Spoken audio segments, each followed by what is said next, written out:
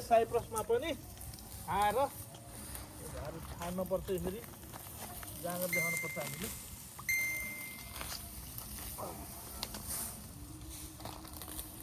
आज त हाम्रो के भन्छ नि यहाँ कसरी यिनीहरूको इच्छा हो कि के हो यो काम हो यो हाम्रो अलिअलि मिलाएर है त्यो उसहरू त्यहाँनिर त्यो खुर्सानीहरू हुनसक्छ हाम्रो केटाहरू धम्का जाउँ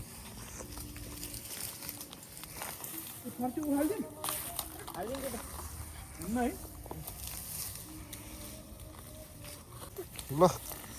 सुरु हानु केटा हो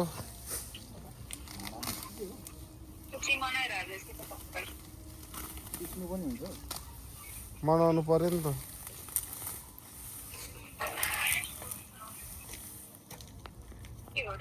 बनाउनु पर्यो नि त अनि भने को रिसाएको मेरो बोली नै यस्तै हो मेरो बाउ बाजेदेखिको स्वर यस्तै ठुलो हो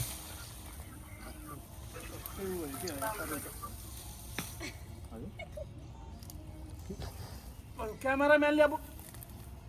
मान्छे काम गरिरहेको थियो त्यो बस फोनमा ल बुझ्दै यतै हाँसिदिनु त सङ्ग्राम दाइ एउटा स्माइल हानिदिनु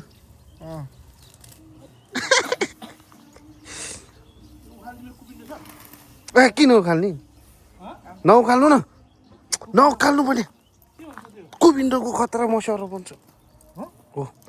कुपिन्डो भनेको कुपिन्डो ठुल्ठुलो हुँदैन कि यत्रो यत्रो मात्रै हुन्छ जस्तो सुकै होस् न त खानुहुन्छ नि यो आछि कुबिन्डो खान नहुने हुन्छ कुबिन्डोको त बनाउने त्यो खान मिल्छ कि त्यो नखानु नि यार अहिले सोध्छ यार कस्तो खतरा खतरा चिजहरू बन्छ थाहै छैन कुबिन्डोको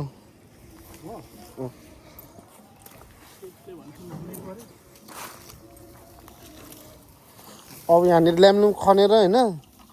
उस पनि हान्छ भइरहेको छ नि हाम्रो कामहरू ल अलिकति केही तर यहाँ मल त रहेछ सर मेसमा यसमा मलै छ नि त नि